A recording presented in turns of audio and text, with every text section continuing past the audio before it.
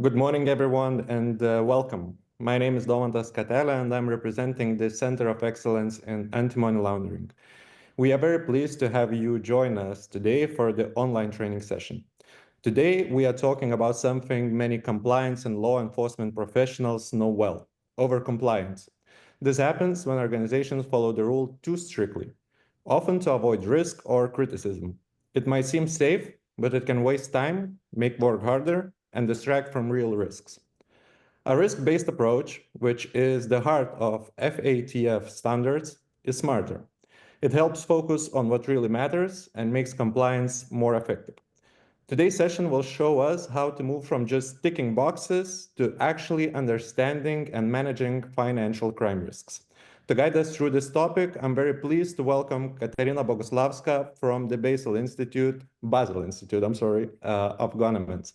She led their work on financial crime risk and will share her insights on moving from overcompliance to a smarter risk-based approach.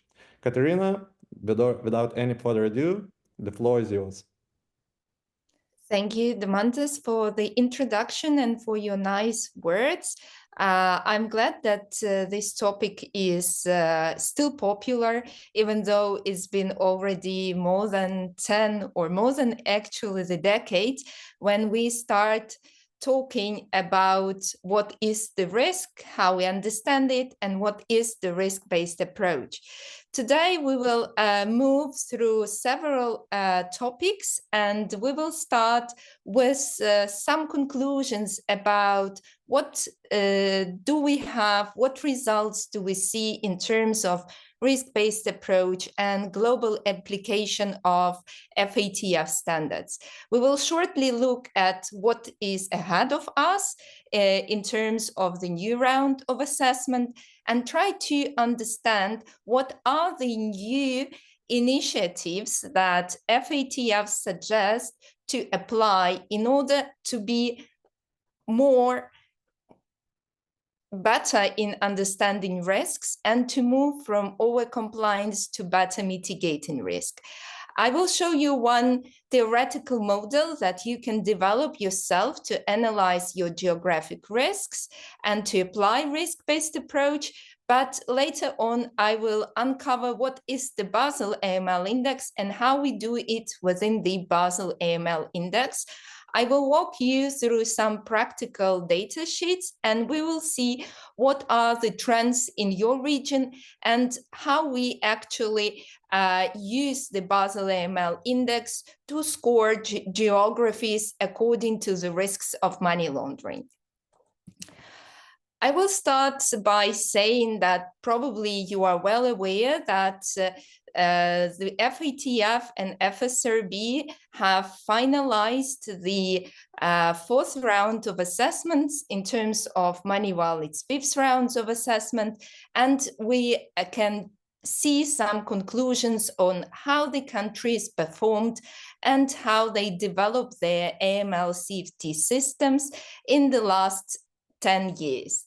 What we are seeing now, the new evaluation process, the new cycle starts, and it will last 6 years, not like 10 in the previous round. For Lithuania, the evaluation will start in April 2027, when the assessors will come to the country.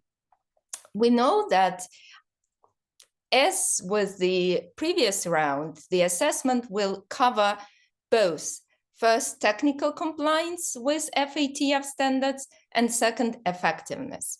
And effectiveness here means that the assessors will be precisely looking at the achieved outcomes and implementations. This is the process that all countries will go through. So after the MER, there are several scenarios for countries based on how they performed. Either they are under the enhanced follow-up or they are within the regular follow-up. If their measures are seen as really not sufficient in countering money laundering and terrorist financing, the country may go through the ICRG process and end up at the gray list. As I said, this is a very key moment to reflect on what has been achieved in these 10, 11 years during the previous round of assessment. And are the results sufficient, and what could be done better? So clearly, almost globally everywhere, we see that standards are introduced and they're developed. The difference is for sure at what level. If we look at technical compliance, we have seen that globally, all countries improved their performance in technical compliance by 12% in the last assessment period. Most of that improvers were from low capacity countries, and it is that they are actually moving from low compliance to somewhere medium.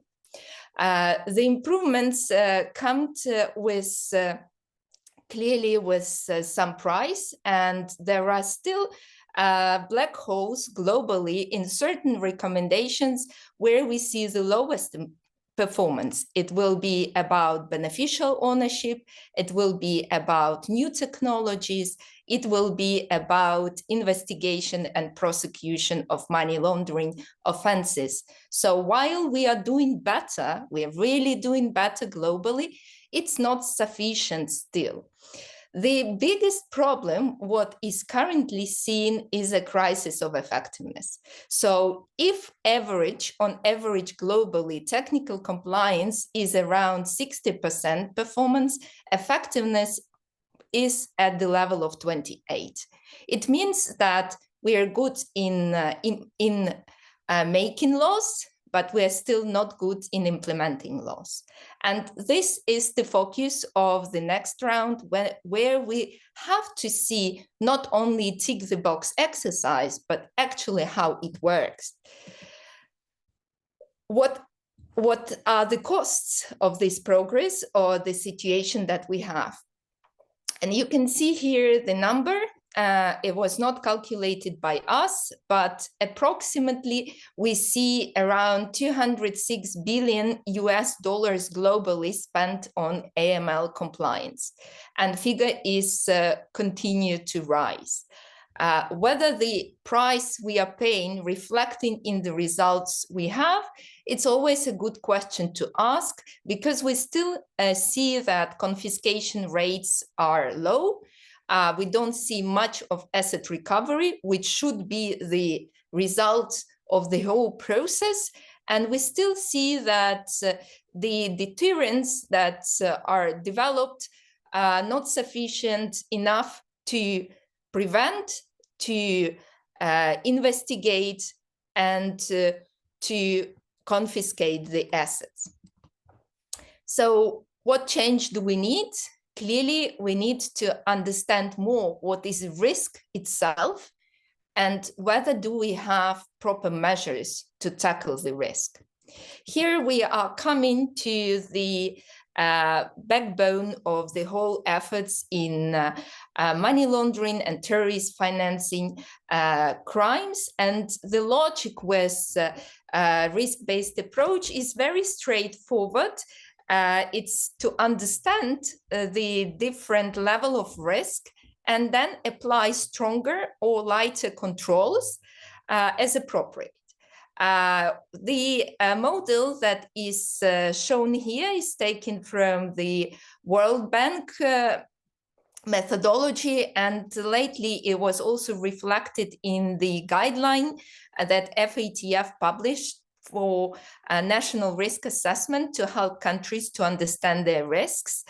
And what do we see? That it's basically about understanding threats, vulnerabilities, consequences, not only on the level of the country during the national risk assessment, but also on the level of the company, financial institution, or DNFPP specifically, to understand the risk and to put sufficient levels between lower, medium, and higher. While the risk-based approach provides us really good instruments, such as flexibility, proportionality, and better focus on resources, Yet, in many jurisdictions, financial institutions and other obliged entities, the risk-based approach is not used effectively. And what are the problems? In most cases, the attention within the risk-based approach is focused on what is the high risk. What is the high risk? What is the high risk clients, products, jurisdictions? There are different ways to do it, either by looking FATF black or gray lists, sanction regimes, or through different regulatory high risk lists. But what we are missing here, there is almost no discussion at what is the lower risk. And without understanding this nuanced approach between lower, medium, and high, we actually failing in properly applying risk-based approach. Because in most cases, we spend our resources, we spend our capacity on covering almost everything which is seen high risk. The gap that we have between the lower risk situation where we are allowed to apply simplified measures and the high risk situation is really huge. And there is a need to fill in this gap and to have better understanding of that. That is not happening in vacuum, and we see certain developments in terms of FATF methodologies and guidelines. And actually, it started around 2012 when the recommendation was published. They actually allowed simplified measures. With the latest amendments happened this year, countries and companies not only allowed, but encouraged to use simplified measures. During the meeting in India, in Mumbai, early this year, it was a private-public meeting and session of FATF. Some of FATF representatives said that because countries are mostly look at the high-risk situation, and there is very rare examples when the simplified measures are allowed, they would consider that overcompliance should be seen as deficiency in the country. So that's where we stand now, and there is a new focus on what is lower risk situation. There were several interpretive notes and guidelines, and in one of that, there were actually distinguished between what is low risk and what is lower risk. In this case, low risk is only covering situation where FATF standards could not be applied. So it's about exemptions. And the situation is really rare if you have low risk, but we are talking more about lower, not low, but lower. And this nuance actually adds a lot, and it allowed more flexibility within either national risk assessment or with the risk assessment on the level of the company. The next push to the better understanding of risk levels was through the topic of inclusion. And this actually brought FATF to understanding the unintended consequences of their standards, which led to exclusion of certain clients or certain countries from financial services. And that was a push for more proportionality and better understanding. In 2020 and 2022, FATF reaffirmed a risk-based approach, and it was again stated that there is a need to understand lower risk and to apply simplified due diligence. when we come to the practicalities on how it should be done, there are several key points and considerations that, as of now, it is still difficult to actually, based on FATF documents, to finalize the term of lower risk. The most probably difficult situation comes with supervision. So unless financial institutions have clear guidance from their supervisors on the ground on what is the lower risk and how the supervisors see them applying a risk-based approach, it is very difficult actually to move from overcompliance to better mitigating of risk. Because while it could be initiative from the private sector, they still need support from the public sector. And there where the two parts of the system should work together. Because it is good to understand and to confirm on the global FATF levels that we need better understanding of risks, move from overcompliance to understanding where actually simplified measures could be brought in place, but without proper guidelines from local supervisors, it is very difficult to do. I checked several NRAs, National Risk Assessment, just to understand whether countries in different regions apply different risk levels in their national risk assessment. So in most countries, what I found, it was mostly about medium or high risk. It was probably only in one country out of 4 where there was specific section on what is the lower risk, and that the area of that lower risk was not really very limited. In most jurisdictions, they use risk level not with good conceptual background, but other just as a feeling, like I feel it's less risk or more risk. Clearly, it is about also mitigating measures, but from what I've seen, we are far away from really using the situation of lower risk. Let me show you how it is done in Lithuania. In Lithuania, National Risk Assessment separately looks at money laundering risk scale and terrorist financing risk scale. So on the scale, it's 1, which is very low, and 4, which is very high.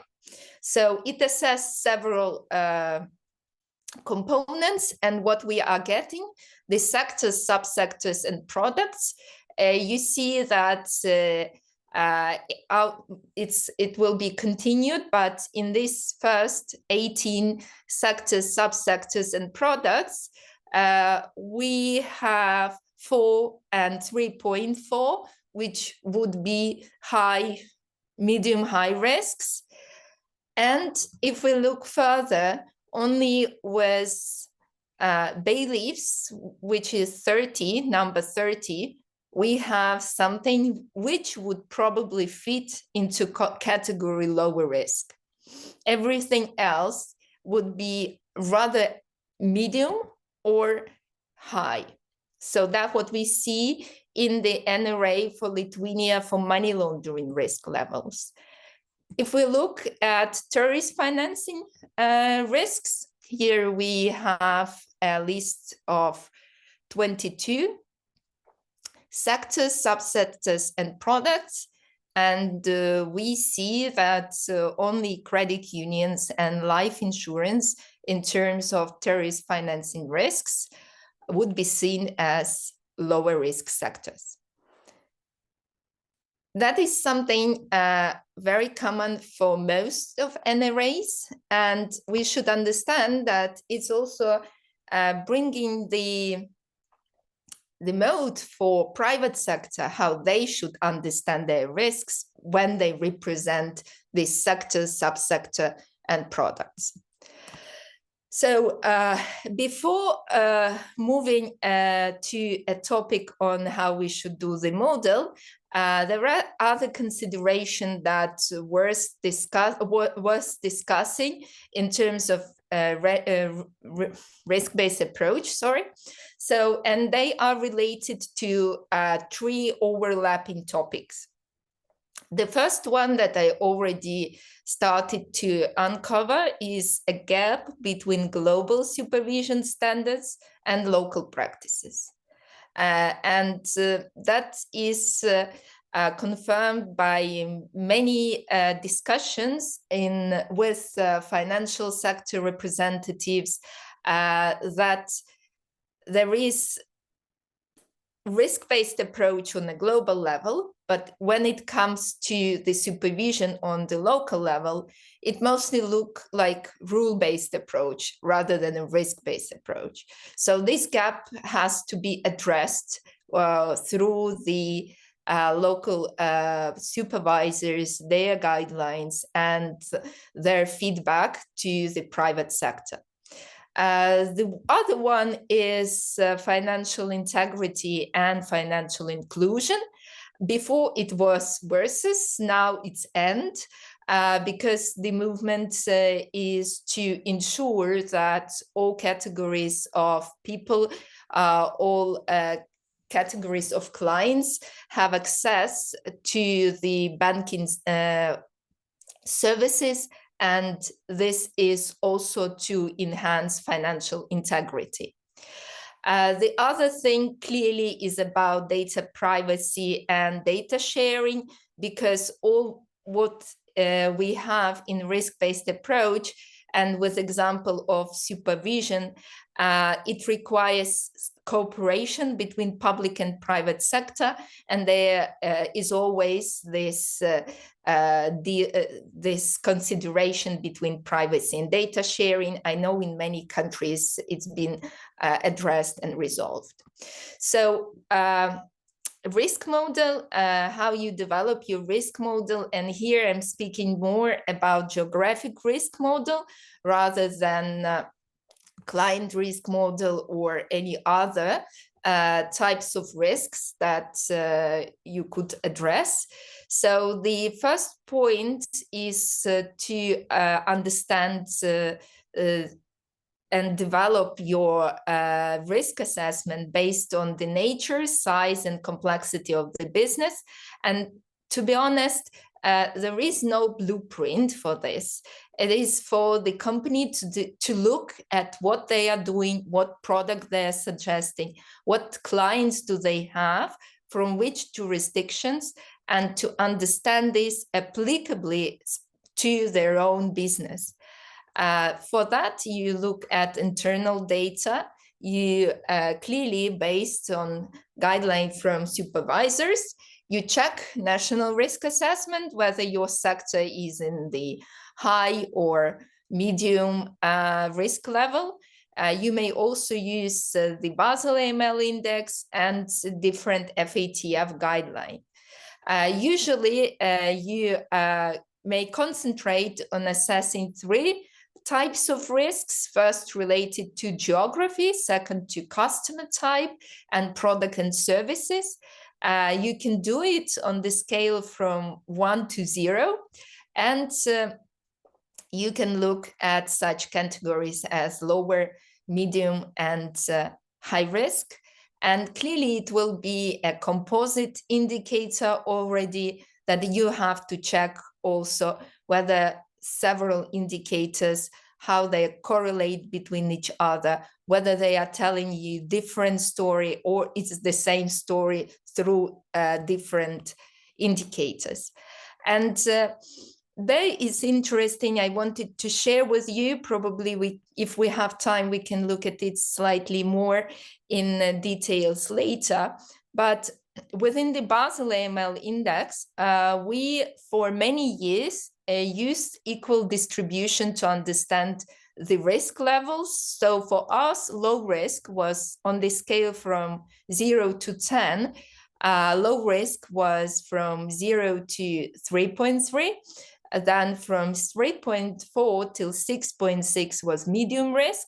And from 6.7 till 10 was the high risk. And we were not the only one who would use this equal distribution system with equal intervals.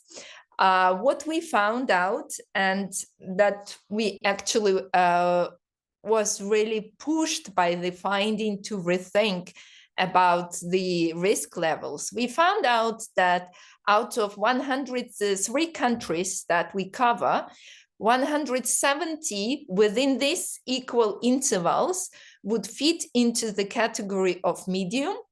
High risk would be 28 countries, and only 5 would be of low risk. So that was not the message what we wanted to share with the audience, and not the approach that is in line with the FATF new shift towards lower risk situation. So we had to rethink it and look at the actual distribution of data. And based on the actual distribution of data, on the results of the countries, not just the equal intervals, mathematical equal intervals, we used Schenck natural break classification, and we got the following risk levels currently. So lower risk is everything below 4.7. Medium risk is from 4.7 to 608. And everything from 609 is the high risk. So that's the distribution what we got. It's still around medium risk, which is 84 countries, but we see lower risk countries is 65 now, and high risk 54. So to sum up, when we do the application of risk-based approach, we have to have risk identification and assessment. That what we looked shortly at. We have to have documented risk management and mitigation, ongoing monitoring, and clearly documents, because something which is not documented have never happened. So how not to do it, because that was how to do it. Now how not to do it.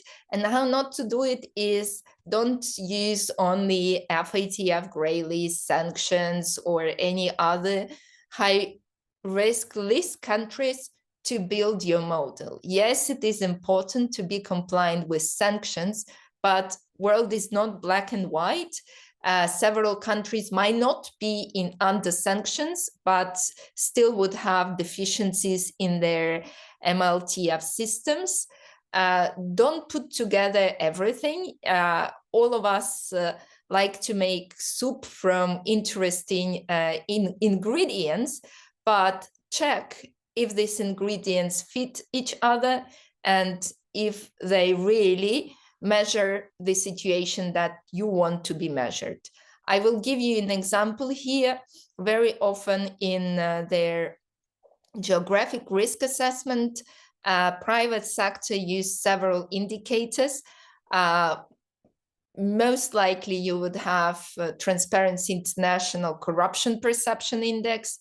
You would have other indicators, including the Basel AML index, and it is all just mixed together, even though the Basel AML index already has a component of Transparency International data. So in this case, you will count risks related to corruption at least twice. So make sure you know what you put inside and how you do it. Since 2012, Basel Institute on Governance is publishing Basel AML Index, and it's an independent ranking tool. We measure risks, And risk is a vulnerability of the country for money laundering risks and capacity of the same country to counter this vulnerability. And there we have a clear methodology how we do it. We also start from what is the high risk, and that is measured through 5 different domains. The first one is on the shortfalls in the AML-CFT CPA framework. So the high-risk jurisdiction would be the one with shortfalls in their financial crime framework, with high corruption and fraud, with poor financial transparency and standards, poor public transparency and accountability, and weak political rights and rule of law. This is our first line of thinking when we do geographic risk assessment for money laundering and wider financial crimes. Then we look at the weighting. The most important is the first domain on the quality of AML-CFT CPF framework.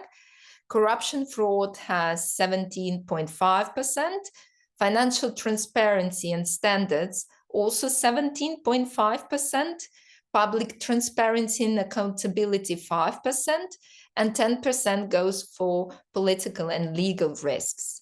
All in all, we have 17 indicators that help us to measure the risks across these 5 domains. And we also have 9 sanction regimes that we use for informative purposes to check whether the country meets any of the sanction regimes or not. However, being under any of these sanction regime doesn't have an impact on the overall score. Sorry. How we do it, this is the whole table. As you can see, it's 5 domains, and then we have all the indicators. The most important for us is FATF evaluations, assessments. We use the latest available, either it is mutual evaluation report or latest follow-up report. We also check for predicate offenses related to money laundering, such as narcotic trafficking, human trafficking, and also environmental crime. So this is the first domain where we have 4 indicators.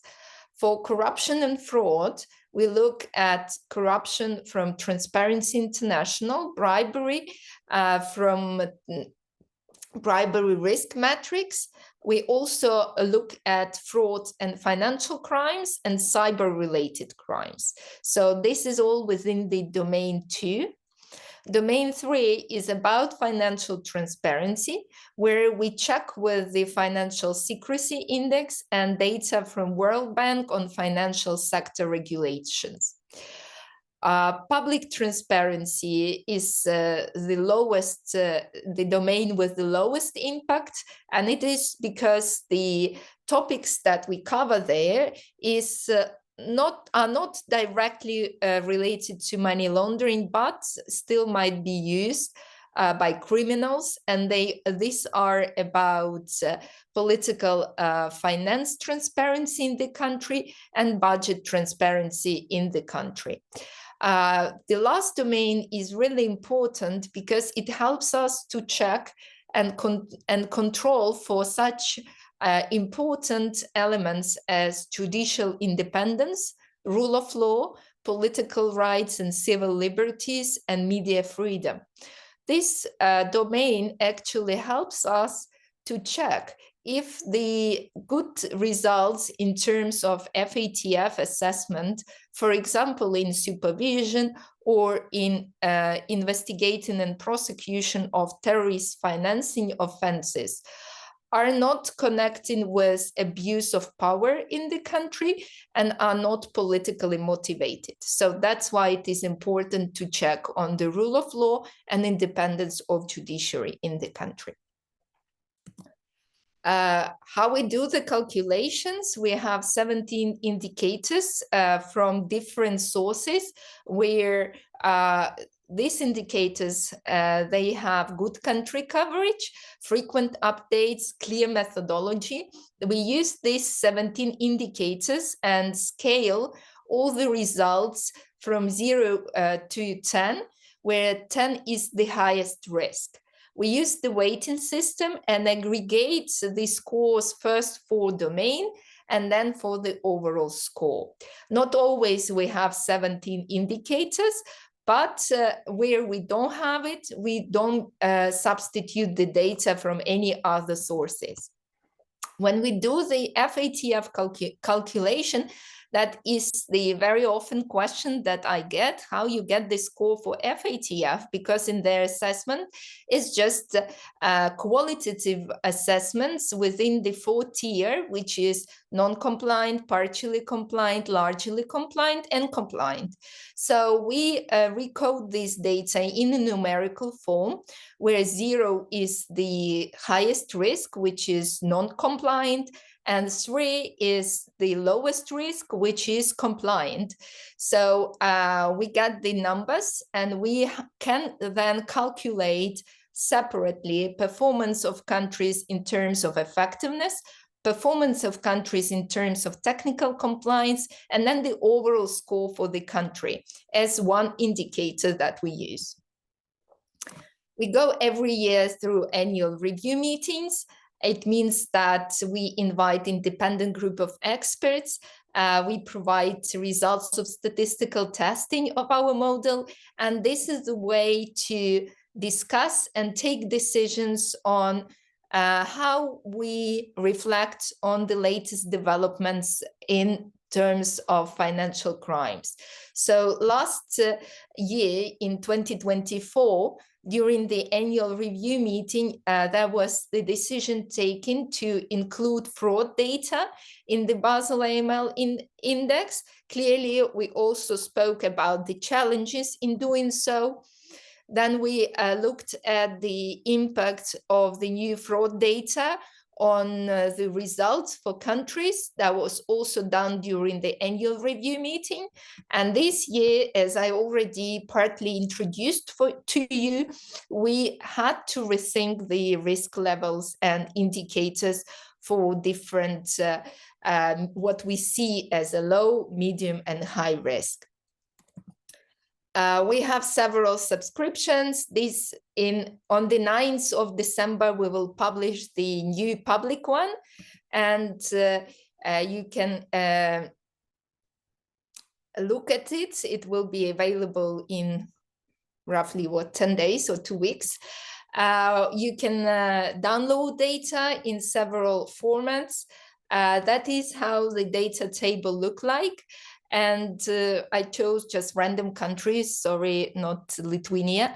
But the thing here is the colors representing the domains that I already mentioned to you, then all the numbers that you can see on the scale from 0 to 10, where 10 is the highest risk. And you can see specifically sub-indicators that are used to calculate the score for the domain, and then how the overall score is calculated as well. As I mentioned, we also provide information on sanctions, on such sanction regimes as US OFAC, UN Security Council, 3 types of different EU sanction lists, 2 UK sanction lists, FATF grey list and FATF blacklist. But again, this is for informative purpose. This does not constitute the calculation of the overall score. I checked for some results for the region, and that will be published, as I said, very soon on December 9th. In terms of Western Europe, you see the highest risk is 5.5, which is actually on the global standard will be medium. And everything below 4.7, we are now considering as lower risk for jurisdictions. So this is the distribution of the performance of countries in Western Europe. You see Lithuania with a score 4.3 and Latvia with a score 4.1. And clearly with the new FATF assessment coming, new data would be very influential on the overall score, because the FATF data constitute 35% of impact on the overall score. I checked across the domains how the region performed compared to 25 and 24. We see not that drastic changes, even though slight increase in terms of corruption and fraud, and slight increase in terms of financial transparency and standards. At the same time, we see improvements in terms of in terms of I can't see it now, but you may probably see it on the graph. Yeah. With Expert Edition Plus, we provide data for FATF assessments, the table that I showed before. And actually, it helps also to better mitigate risks, upcoming risks, because we have an instrument to look at the probability of countries to be referred to the ICRG process and to add up in the grey list. We do it simply based on mathematics and publicly available conditions from FATF on deficiencies in terms of effectiveness and in terms of technical compliance. So we use these 4 conditions for the data set that we have, and we get the matches. Whether it's on 1 condition or 2 conditions, it actually doesn't matter, because even meeting 1 condition is sufficiently enough to be under the risks of grey listing. Additionally, we are also checking for the threshold that FATF is also having in terms of grey listing. Currently is $5 billion in terms of size of financial center. And with the new round and new assessment, it will be 10 billion at the threshold. We see different clients using the Expert Edition. For public agencies, public sector is completely for free. Both Expert Edition and Expert Edition Plus. Only private sector are to pay. We see that private sector use the data that we have is a benchmark for their own model, if it is a medium or high size financial institution. For those of small size financial institutions or DNFPP, they very often use it as a standalone methodology to assess their geographic risks related to money laundering and terrorist financing. For public agencies, the data also gives a full overview where they have deficiencies, where the gaps are, and it is very helpful to prepare and use this data for the next round of assessment. And clearly, if you have an understanding of the risks of being grey listed, it's also a good approach to try to fix the deficiencies within the 1 year observation period. Yeah, that is how the public edition looks like. As I said, we are coming very close to this year, 2025. On the screen, you can see 2024. I won't take much of your attention more, but I want to emphasize that, as in any attempt to calculate social reality or risks related to financial crimes, there are limitations in the Basel AML index as well. Some of the indicators that we have are about perception-based indicators.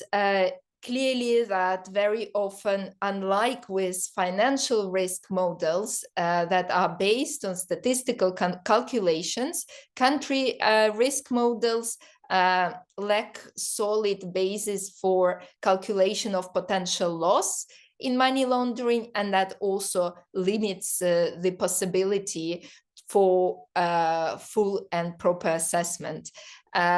Yes, I very often get this question: what if your methodology changed and you added new indicators? In this way, yes, we can see that comparability with results of the previous years might be lost, specifically in the domain where the indicators were added, but still it reflects the general trend that is still there. Yes, I wanted to finalize that if you have more questions about methodology or you want to get more details, you can visit our website. Thank you.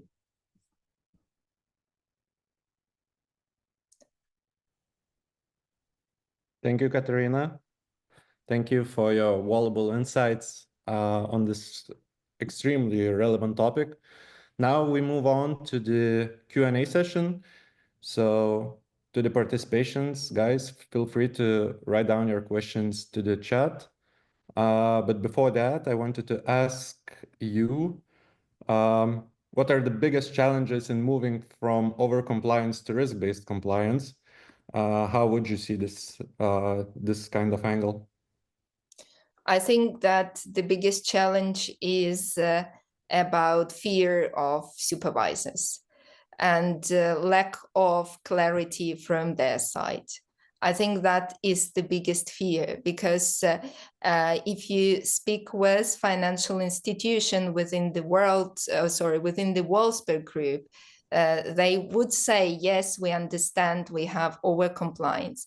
Additionally, we are having growing number of suspicious activity reports, and lately Switzerland even published the guidelines on what not to include in your suspicious activity reports. So it's a negative typology of how not to do it. So if we see more cooperation between private sector and supervisors, probably we can change this challenge and move to better mitigating measures. But unless supervisors are into more rule-based approach than risk-based approach, the fear will be still there from private sector. Okay, thank you. And also, how do you see the situation when institutions gravitate towards overcompliance, even when it's inefficient? What is the reason behind that? How do you see that? If we speak about what is the loss in terms of deficiencies in compliance of the institute, the loss will be the fine that the supervisors will impose on the institution. Unless we have the understanding that there is never a zero risk approach, we never have zero risk. What is the tolerance of supervisors to certain failures, where if they are not systemic, what is the tolerance? It's a very important concept. So if the private sector doesn't have an understanding of what is the tolerance from supervisors, they will do overcompliance, because the risk is that they will pay the fine. So that defensive logic is what is moving the high number and increasing number of STR, and that is the problem. And only, I don't know, around 13 or 15% of this STR are shared with the law enforcement or investigative authorities within the country. So we are wasting resources on producing STR of lower quality or low quality, which are not helping anyone, because we have this defensive culture and culture of overcompliance. But that is, as I said, too straight road, because we need both supervisors and private sector to understand the challenges. Mm. And listening to you, I just realized, and maybe you see it the same way. Do you think that there is that people, stakeholders, professionals that are working in this field are just afraid to make a mistake, and because of that, they just trying to do everything that is possible for them just to not make a mistake, and that's the outcome, and the outcome goes over compliance. Do you see it in the same way, or just like some different angle? Um, I think we already covered this topic first, fear of supervision, right? And then defensive reporting, that is well known. But with my presentation, I wanted also to bring additional angle. Actually, do we treat every situation the same? Do we treat every client, every service with the same risk level? If we can identify ourselves with the help of supervisors, what is the lower risk, that will help us not to do everything, not to do more, but to do better. Less, but better. Thank you. Thank you, Katerina. And also, we have a question from the audience, and I will read it for you. Which supervisory dialogue practices or feedback loops have proven most effective in reducing unnecessary de-risking while maintaining rigorous risk-based controls? This is a good question. Unfortunately, I'm not representing supervisors, but from international experience, I can see what I'm seeing. And probably the first would be, what is the tolerance? The guideline on what is tolerated. The second one would be really like feedback on the quality of suspicious activity reports, what were used, what was really valuable.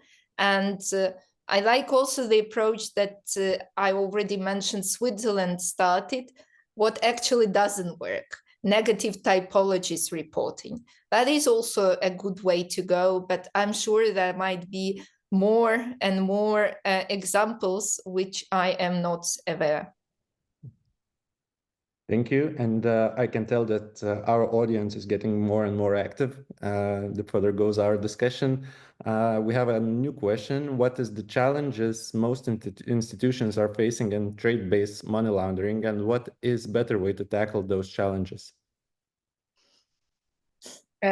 It's a separate big topic on trade-based money laundering. I think FATF published the guidelines on the key typologies in terms of money laundering and red flags in terms of money laundering, trade-based money laundering, sorry. We are not covering in the Basel AML index specifically risks related to trade-based money laundering. Within the FATF assessment, I know they are looking at such a topic through the lens of free zones, free ports, through the lens of shipment, and that probably the focus that should be. But again, this is the topic for one more session for 40 minutes, I believe. Thank you. New question, how to overcome this culture of overcompliance when the regulators' requirements are very high and the increasing number of SARs is due to frequent cases of fraud and various typologies of fraud in the digital world. Yes, what we are seeing, fraud is a most important predicate offense today globally. I would look at it slightly broader, not even about what will help us to reduce the overcompliance, but what will improve our battle against money laundering generally. There are key topics and key issues that we have been seeing and observed for ages. One of them would be beneficial ownership. And first, access to the beneficial ownership, but also quality of the beneficial ownership information, the whether it is updated timely, where is someone to check, verify this quality. I believe that this is one of the questions that could also help in on a big scale to reduce the number of reports if we are sure what is behind the legal structures, what is behind the complex structures. The other topic that is not helping us to move forward is actually the quality of supervision and investigation of money laundering and terrorist financing. The low level of investigations, the low level of prosecutions, they actually one of the key dysfunctional moments in the whole system. So there should be more to be done in terms of investigation, and then it will help generally to promote the culture of compliance, to promote the culture of good conduct. If all of the participants in the whole system see that the results are achieved. Thank you. One more question. It is not risk-based approach, a very subjective and therefore subject to subjective interpretation of the regulators when determined if meeting or not expectations? Yeah, I think it's a good topic, widely discussed in research cycles, that risk-based approach is good, but unless we understand what is risk and what is risk level, it's still not applicable. So I think that the problem is not about the risk-based approach as such, but about the application and application on the ground. And there we come in again, how it is done on the national level within the first national risk assessment, and then within the supervision and within the cooperation between private and public sector. That's what I would answer. Thank you. And can we expect EC directives regarding tolerance line low risk? Yeah, I'm not representing AMLA because now we have AMLA as a EU supervisory body. I believe they started their work, but I haven't seen something like already on the operational level. I believe we will have to follow up with what are the guidelines from AMLA. Okay, and could this shift towards the lower risk approach and away from overcompliance also open up more tolerance institutional and private entity negligence?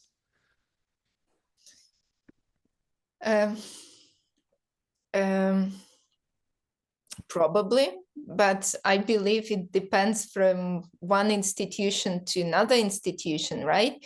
And what generally we are seeing that in terms of know your clients, in terms of due diligence procedures, we see that this DNFBP sector is doing much worse than financial institution sector.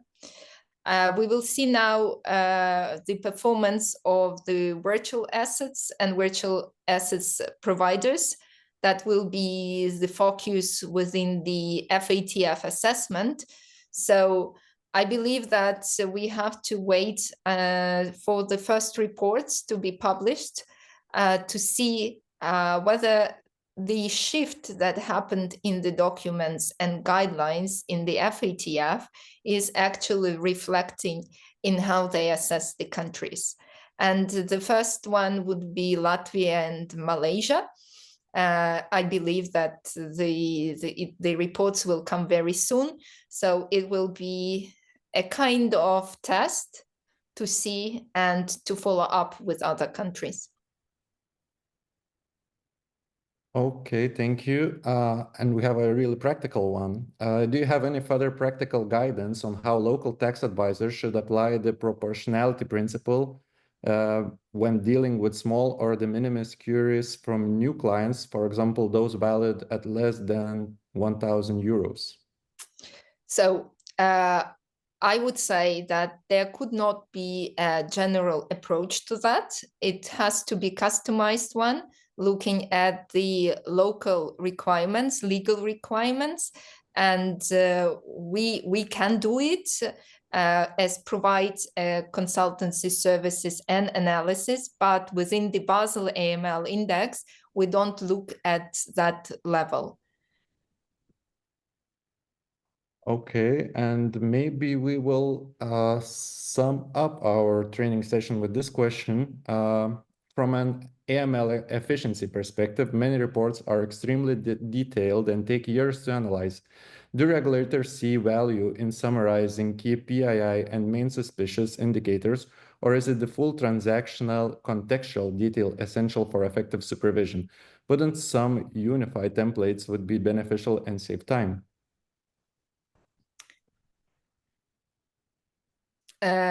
I don't think that unified templates will be beneficial because that's what we have on the level of FATF, unified guidelines, unified templates, but they need explanations on the local level. And I believe that there should be a move towards there. I would agree that most of reports are lengthy, and the thing is that it's not even about the length of the report, but about disseminations of the report and the contact between the supervisors and the private sector. Because there are several cases that I encountered, and they were that supervisors put, or financial intelligence unit would put their report on the website and probably will not even communicate that the new report on new typology appeared. So there is a need for better communication and better dissemination of the results. And I believe that there is also a need for capacity building for private sector in how to understand these guidelines and how to apply that. So actually what is expected for them and how it should be done. So thank you, Katerina. Thank you for your time, and thank you for sharing valuable insights with our community. Thank you for this fruitful Q&A session, for your answers. And I also want to thank everyone who was participating in AML Center training session this morning. And I just hope we will see each other soon in other training sessions as well.